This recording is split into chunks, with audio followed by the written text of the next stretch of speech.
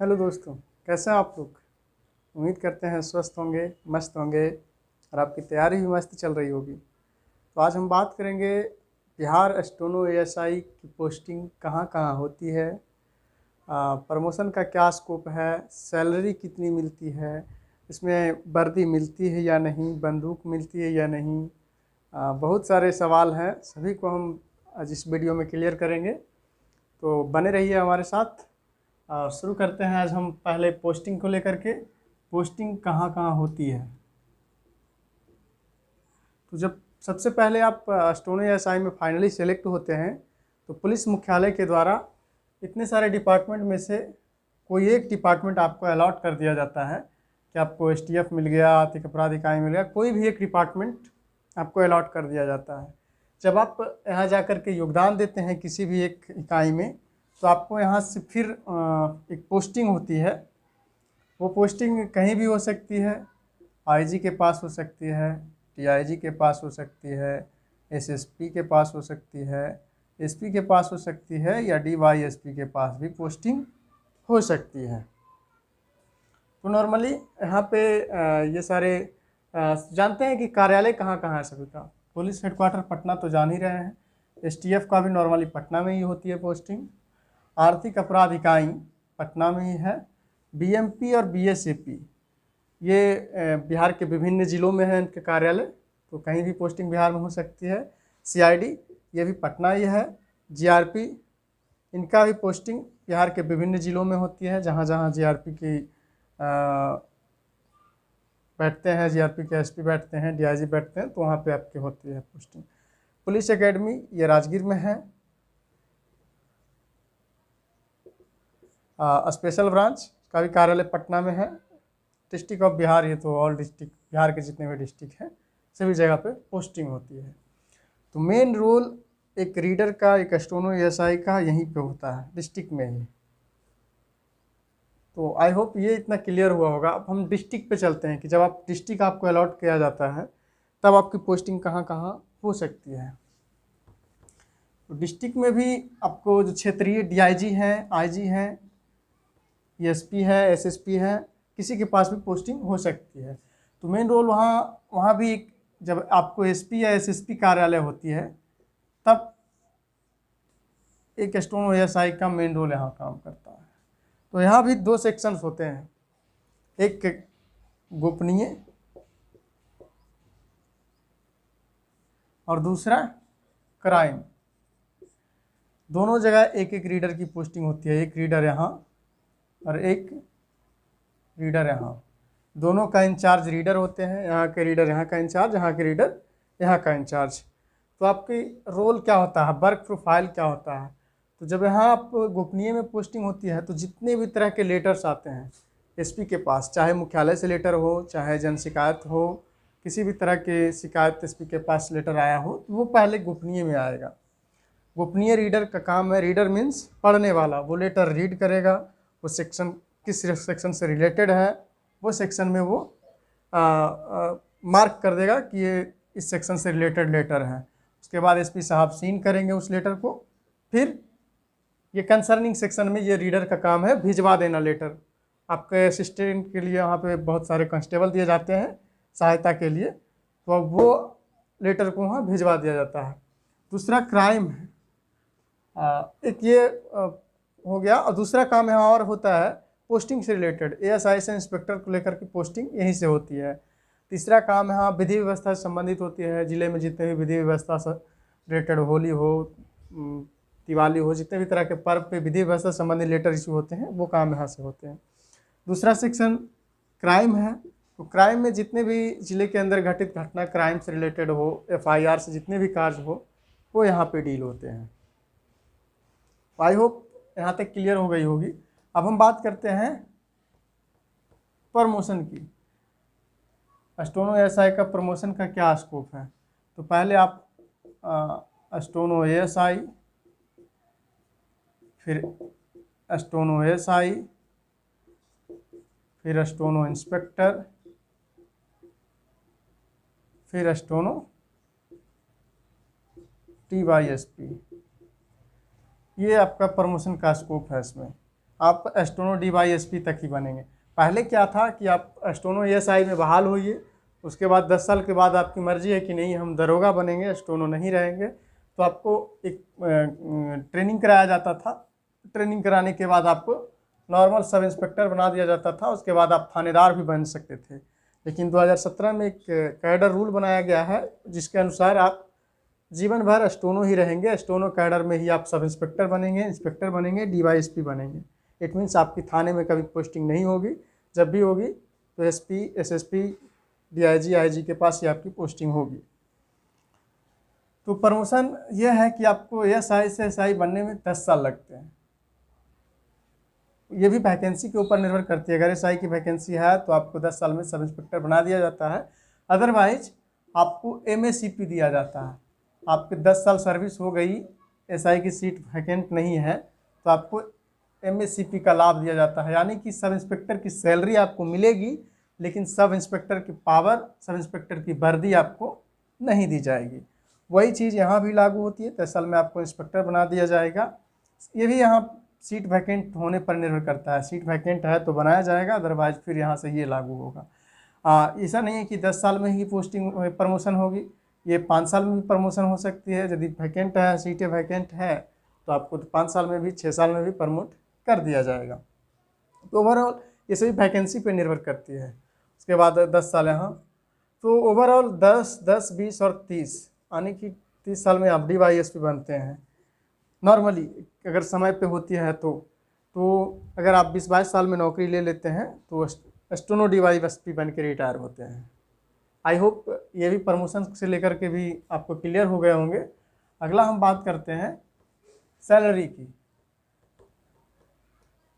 Salary कितनी मिलती है एक स्टोनो SI की? सैलरी का बिहार के विभिन्न ज़िलों में सैलरी अलग अलग होती है, एरिया पर निर्भर करती है कि आपकी पोस्टिंग कहाँ हुई है। तो आज हम पटना की बात करते हैं, क्योंकि हम पटना में पोस्टेड हैं, तो पटना मुख्यालय की बात करते हैं। पटना में जो पोस्टिंग हुई है उनकी कितनी सैलरी मिलती है।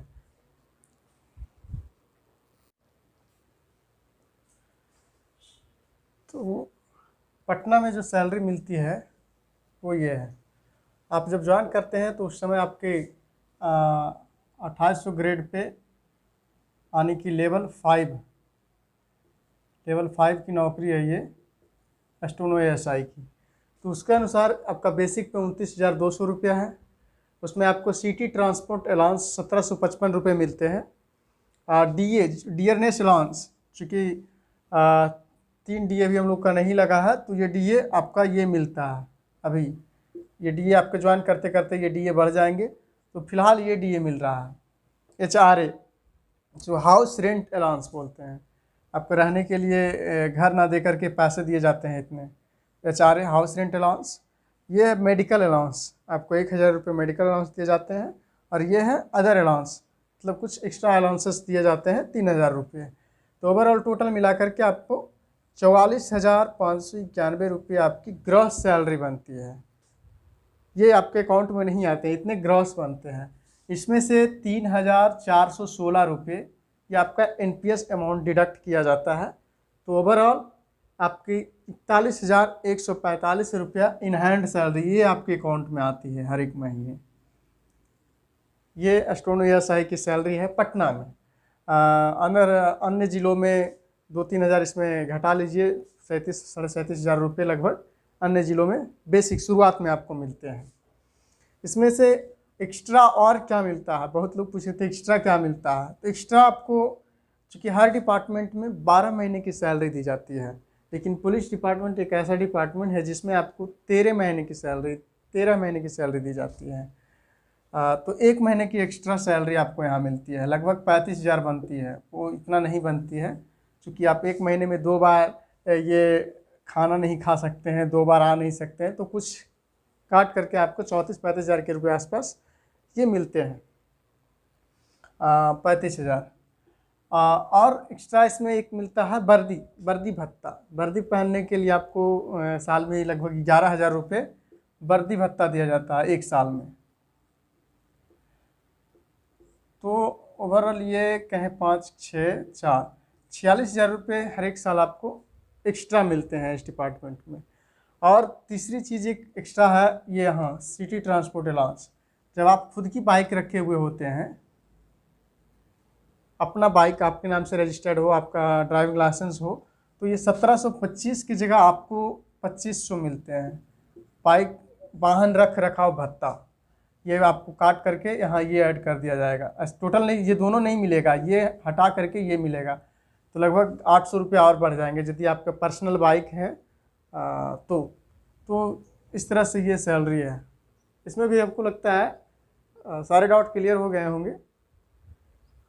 तो अब हम बात करते हैं जो सवाल शेष बचे हैं कि पहला सवाल है कि स्टोनो का काम क्या होता है।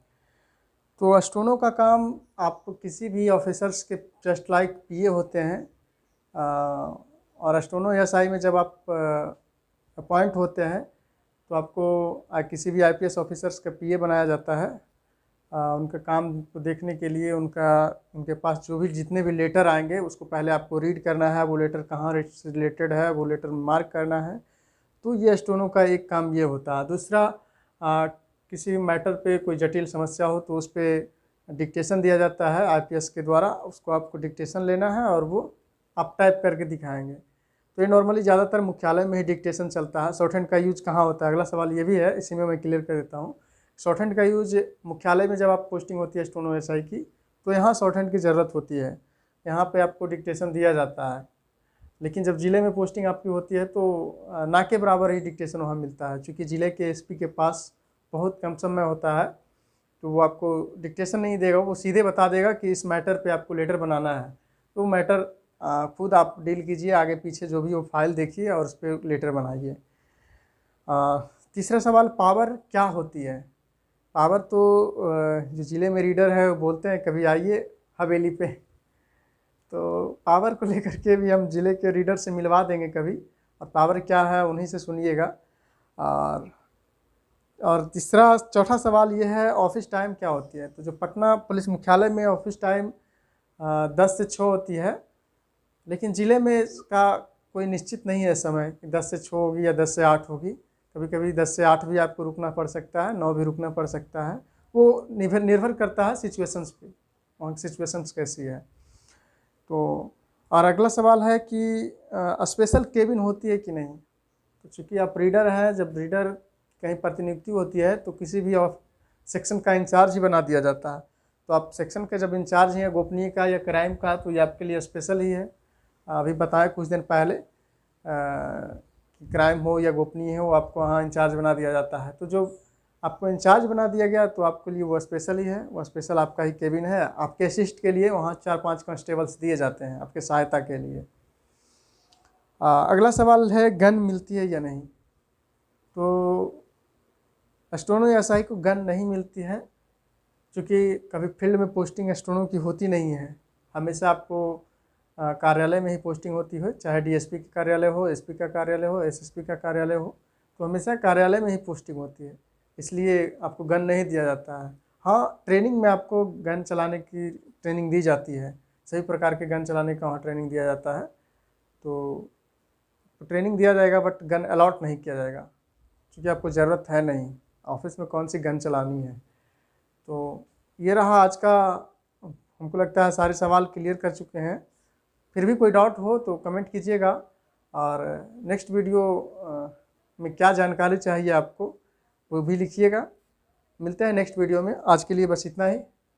हमारे साथ जुड़िए और हर एक बार कोई रोचक जानकारी प्राप्त करके जाइए और सफलता की ओर बढ़ते रहिए।